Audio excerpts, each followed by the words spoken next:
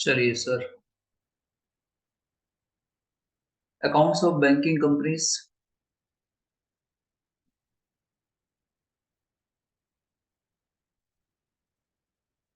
के अंदर हम देख रहे हैं बैलेंस शीट का format and profit and loss account का फॉर्मेट।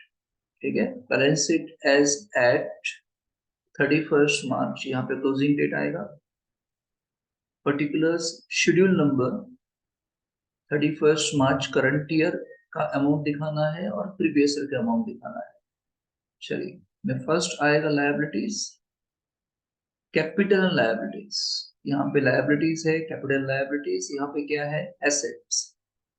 ठीक है, चलिए पहले कैपिटल एंड लायबिलिटीज में कितने शेड्यूल्स है, 1 2 3 4 एंड 5। तो 5 शेड्यूल्स है कैपिटल लायबिलिटी के लिए और 6 से लेके 11 तक है एसेट्स के लिए।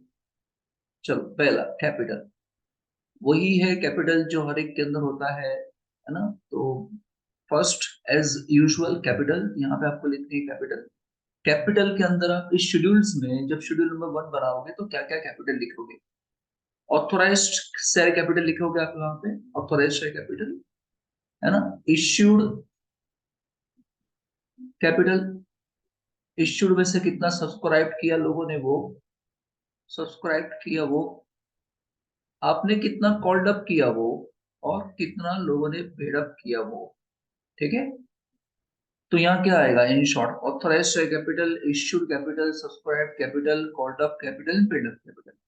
में से आप माइनस कर देना, इसके अंदर शेड्यूल 1 में से माइनस कर देना कॉल्स इन एरियर्स। क्या लेस कर देना, कॉल्स इन एरियर्स। अगर क्वेश्चन में दिया हो तो ऐड कर देना, है ना, फोरफिटेड, शेयर फोरफिटेड। अगर कैपिटल रिजर्व में ट्रांसफर नहीं किया है तो forfeited of shares. In short इतना आएगा। चलिए, reserves and surplus, reserves and surplus के अंदर क्या आने वाला है, रिजर्व्स आएंगे बट ऑब्वियसली। ठीक है, कौन सा रिजर्व्स आएंगे इसके अंदर, इसके अंदर पहले पहले आएगा स्टैट्यूटरी रिजर्व। कौन सा रिजर्व आएगा, स्टैट्यूटरी रिजर्व, जो हर एक बैंक को मेंटेन करना पड़ता है 25% of the profit. 25% of profit, profit कौन सा, profit after provision and before dividend.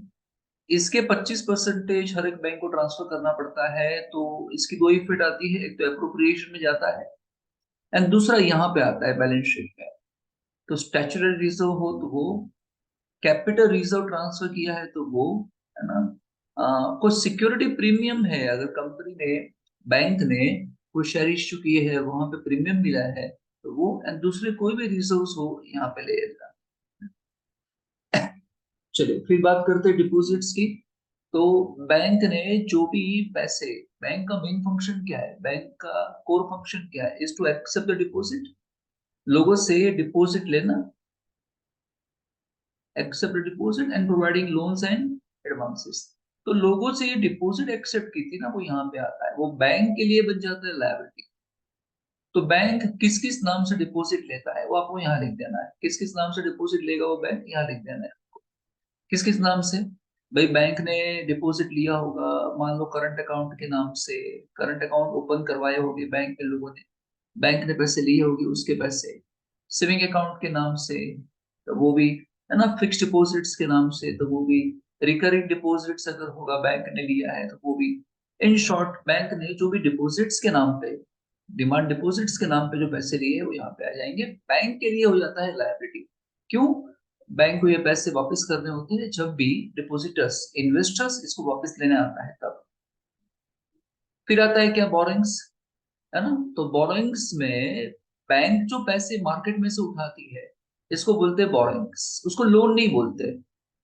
Bank जो लोगों को पैसे देती है और एक बिजनेसमैन पैसे उठाता है, तो बिजनेसमैन उसको बोलता है लोन। बैंक के अंदर से वो लोन इन्वेस्टमेंट है, एसेट है, इन्वेस्टमेंट नहीं।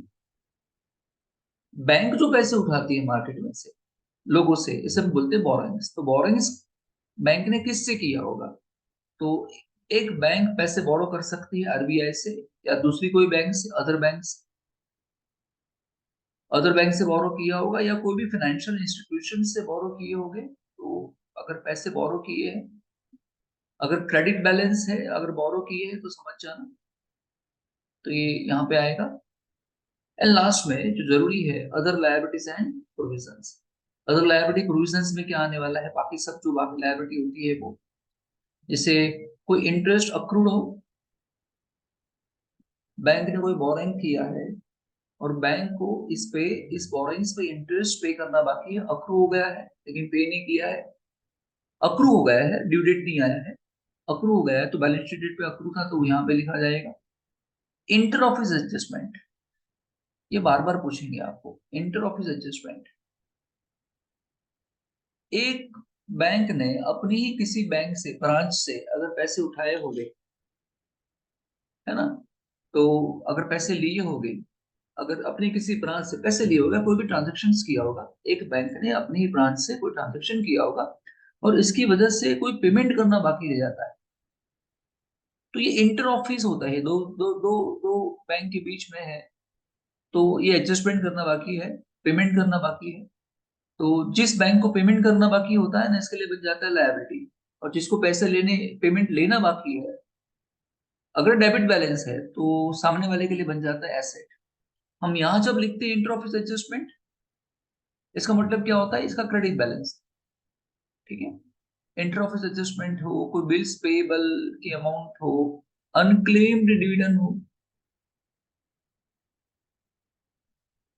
अनक्लेम्ड डिविडेंड हो, बैलेंस शीट डेट पे बैंक ने dividend declare, balance sheet date पे कोई अनक्लेम्ड डिविडेंड हो, है ना, डिपोजिटर इस डिविडेंड को क्लेम ही नहीं कर रहा है, ठीक है, बैंक ने पूरी कोशिश की उस डिविडेंड को पे करने के लिए, लेकिन जब डिविडेंड पे करने का टाइम आता है तो वो डिविडेंड जाता ही नहीं है डिपोजिटर के अकाउंट्स में, इन्वेस्टर्स के अकाउंट्स में। समझ गए ना, बैलेंस शीट डेट पे बैंक कोई अनक्लेम डिविडेंड की अमाउंट है, बैंक डिविडेंड देना चाहती है, डिविडेंड प्रोवाइड करना चाहती है, लेकिन सामने डिविडेंड जा ही नहीं रहा है, इन्वेस्टर्स के अकाउंट में डिविडेंड जा ही नहीं रहा है, ठीक है, कोई भी रीजन हो सकता है। तो ये जो पैसे है जो इन्वेस्टर्स कभी भी क्लेम कर सकता है बाद में, तो वो पैसे अभी हम कहाँ ट्रांसफर कर देते हैं, अनक्लेम डिविडेंड अकाउंट के अंदर, ठीक है। कोई भी एक्सपेंसेस आउटस्टैंडिंग हो, पे करना बाकी हो, ठीक है, तो ये भी हो सकता है। और कोई चीज बाकी रहती है नहीं, इतना ही जनरली होता है।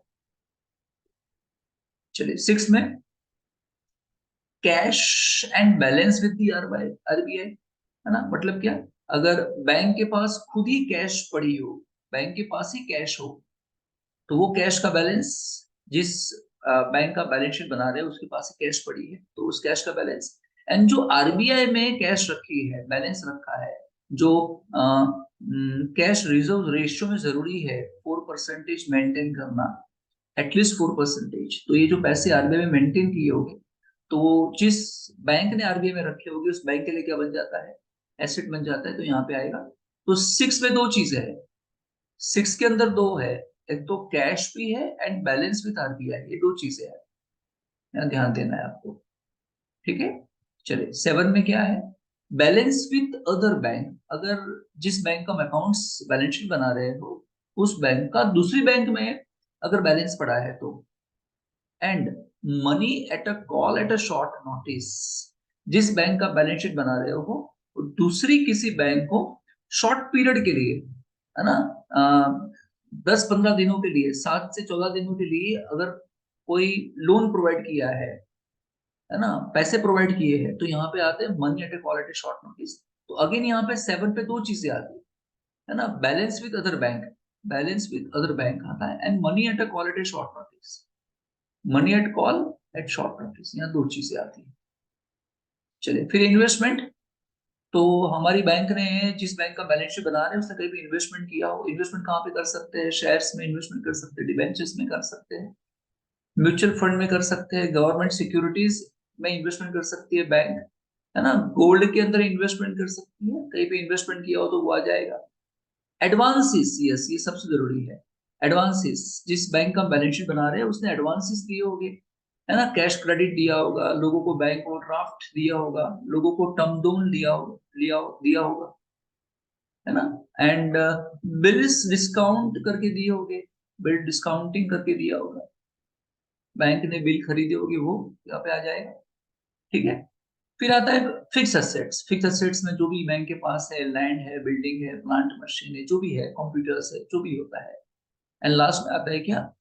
Other assets. अदर एसेट, तो बैंक के पास कौन कौन सी अदर एसेट्स है? तो अदर एसेट्स के अंदर आता है क्या कि कोई भी एक्सपेंस एडवांस में पे कर दिया, एक्सपेंस पेड इन एडवांस, वो यहाँ पे आ जाएगा।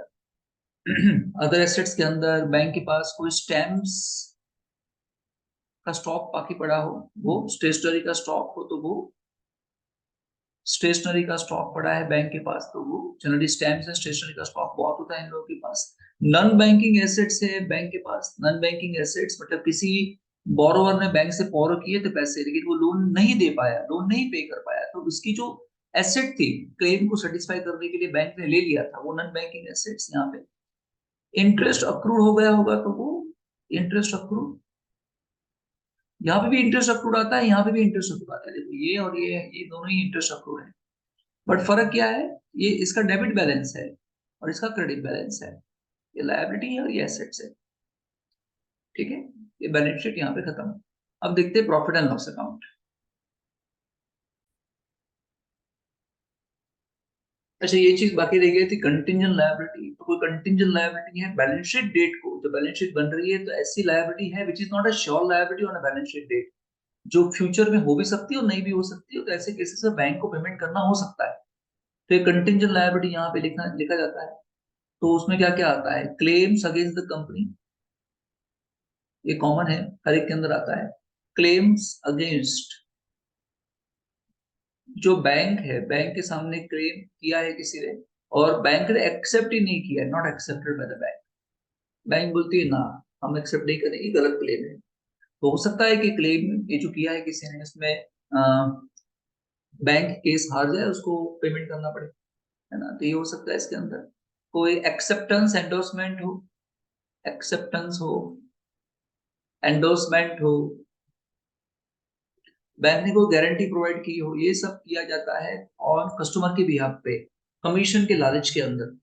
तो ऐसा कुछ भी है, एक्सेप्टेंस एंडोर्समेंट, गारंटी दिया हो बैंक ने ऑन बिहाफ ऑफ कस्टमर्स, तो यहाँ पे कंटिंजेंट लायबिलिटी में आ जाता है। क्योंकि अगर ऐसे केसेस में अगर कस्टमर पेमेंट नहीं करता है तो ऐसे केसेस में बैंक को पे करना पड़ता है।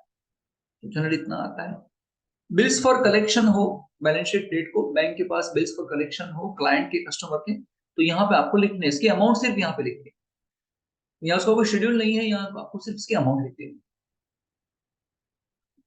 Now coming to profit and loss account. Profit and loss account for the year ended, पूरे साल का होता है, 31 मार्च को बनाया जाता है। पहले क्या लिखेंगे सर? इनकम लिखेंगे। फिर क्या आएगा? एक्सपेंडिचर। इनकम में 2 आइटम है, एक्सपेंडिचर में 3 आइटम है। इनकम में बैंक के लिए सबसे बड़ी इनकम कौन सी होती है? इंटरेस्ट की। उस तरीके से सबसे बड़ा खर्चा क्या होता है? इंटरेस्ट का। तो बैंक ने इंटरेस्ट कहाँ कहाँ से कमाया होगा? बैंक ने इंटरेस्ट कहाँ से कमाया होगा? बैंक ने जो एडवांसेस दिए होंगे, तो बैंक को एडवांसेस से क्या मिला होगा सर? इंटरेस्ट मिला होगा, है ना। जो इन्वेस्टमेंट बैंक ने किए होंगे, तो इन्वेस्टमेंट पे भी क्या मिलता है? उनको इंटरेस्ट मिलता है ना। आरबीआई के पास उनकी जो बैलेंस पड़ी होगी, सीआरआर था, उसको भी इंटरेस्ट मिलता है। तो जहां कहीं से भी इंटरेस्ट आ रहा है तो यहाँ लिखा जाएगा। दूसरा क्या है? अदर इनकम में, अदर इनकम लिखी जाएगी सर। अदर इनकम में कौन कौन सी इनकम हो सकती है? तो बैंक ने अगर इन्वेस्टमेंट किया है और बैंक को डिविडेंड मिल रहा है तो डिविडेंड यहाँ लिखा जाएगा। इन्वेस्टमेंट किया है और इन्वेस्टमेंट का इंटरेस्ट ऊपर आएगा, इंटरेस्ट ऊपर आएगा लेकिन डिविडेंड नीचे आएगा। तो बैंक को कहीं से अगर कमीशन मिल रहा है, ब्रोकरेज मिल रहा है, कमीशन मिल रहा है, ब्रोकरेज मिल रहा है ना, बैंक ने किसी का डीडी निकलवा दिया, टेलीग्राफिक ट्रांसफर करके दे दिया, ट्रैवलर्स चेक बना के दे दिए, तो बैंक ऐसे केसेस में कमीशन ले लेती है, तो कमीशन के पैसे यहाँ पे आएंगे। अदर इनकम में दूसरा क्या आता है कि अगर कोई भी एसेट है बैंक की, बैंक की कोई भी एसेट है, उस एसेट को बेचने में प्रॉफिट हुआ है तो यहाँ पे आ जाएगा, है ना। और लॉस हुआ है तो भी यहीं पे आ जाएगा। फर्क ये पड़ेगा, ये प्लस में होगा, ये किस में आ जाएगा? माइनस में आएगा, है ना। कोई टेंजिबल एसेट्स है, उसको अगर बेचा है, फिक्स एसेट्स है उसको बेचा है, उसको बेचने से प्रॉफिट हुआ है, लॉस हुआ है, तो यही आ जाएगा। तो अदर इनकम के अंदर इतना ही होता है जनरली, है ना, और कुछ अंदर होता नहीं है। ठीक है, क्लियर? चलिए, एक्सपेंडिचर में सबसे बड़ा खर्चा बैंक के लिए क्या होता है? इंटरेस्ट का। तो बैंक कहाँ पे इंटरेस्ट पे करती है? बैंक ने जो डिपॉजिट से पैसे लिए थे शेड्यूल 3 में, तो इस डिपॉजिट पे क्या बैंक पे करेगी? बैंक इंटरेस्ट पे करेगी। तो इंटरेस्ट का खर्चा यहाँ पे आ जाएगा, इंटरेस्ट यहाँ पे है। और बाकी सब खर्चे कहाँ पे आने वाले? ऑपरेटिंग एक्सपेंसेस जो बाकी सब होते हैं, एडमिनिस्ट्रेटिव एक्सपेंसेस होते हैं, है ना, मार्केटिंग एक्सपेंसेस होते हैं, वो सब कहाँ पे आने वाले हैं? यहाँ पे आने वाले हैं। तो ऑपरेटिंग के अंदर क्या आने वाला है? बैंक के स्टाफ का सैलरी, है ना, बोनस, जो भी एम्प्लॉय के लिए करते हैं वो। बैंक अगर एडवर्टाइजमेंट करती है तो, है ना, ऑडिट फी जो भी खर्चा होता है तो, है ना, ये सब यहाँ पे जाने वाला है, बाकी सब यहाँ जाएंगे। समझ गए ना? जो भी एडमिनिस्ट्रेटिव एक्सपेंसेस है, रेंट पे करना, है ना, लाइट बिल, टेलीफोन बिल, है ना, स्टेशनरी का खर्चा, डेप्रीशिएशन, जो भी आप कहना चाहते हो, वो सब कहाँ जाने वाला है? ऑपरेटिंग एक्सपेंसेस के अंदर। चलिए, ये जरूरी है, provisions and contingency. Provision and contingency expenditure में है, लेकिन इसका कोई शेड्यूल नहीं है। तो प्रोविजंस एंड कंटिजेंसीज में अगर टैक्स के लिए प्रोविजन किया हो बैंक ने, तो उसका प्रोविजन ही आ जाएगा। वो एडवांसेस जो दिए थे, बैंक ने जो एडवांसेस दिए थे, एडवांसेस में जो प्रोविजंस किए थे, है ना, वो जो परसेंटेज फिक्स स्टैंडर्ड, सब स्टैंडर्ड एंड डाउटफुल एसेट्स थे, उसका प्रोविजंस की अमाउंट यहाँ पे आ जाएगा, है ना। तो इस तरीके से यहाँ पे मिलेगा आपको इनकम का टोटल, यहाँ पे मिलेगा आपको एक्सपेंस का टोटल, है ना। आप ए में से बी माइनस करोगे तो क्या मिल जाएगा? Profit and not loss for the year, यहाँ मिल जाएगा। और ये क्या था? ब्रॉड फॉरवर्ड, पिछले सालों का प्रॉफिट यहाँ पे आ जाएगा। इन सबका टोटल कर देना है। फिर तुम्हें क्या करना है? ट्रांसफर टू स्टैट्यूटरी रिजर्व, जो 25% किया जाएगा। 25% किया जाएगा किसके? तुम्हें करंट ईयर के 25% करना है। जो करंट ईयर का प्रॉफिट होगा ना सर, उसके 25% करना है। यहाँ लिख देंगे सर, यहाँ लिख देंगे। दूसरा को रिजर्व हो, डिविडेंड में ट्रांसफर करना हो तो वो लिख देंगे। और फिर क्या करेंगे? ये जो टोटल था एक, इसमें से एक, दो, तीन माइनस करेंगे, यहाँ सरप्लस आ जाएगा। और इसको हम लिख देंगे, सरप्लस को लिखेंगे बैलेंस शीट में सेकंड में, रिजर्व एंड सरप्लस के अंदर। ठीक है, तो ये इस तरीके से क्या जाएगा? Schedule number 13, 14, 15, 16। ठीक है, इस तरह से यहाँ पहुंच जाएंगे। तो मोटा मोटी इतना ही होता है बैलेंस शीट और प्रॉफिट लॉस अकाउंट के अंदर।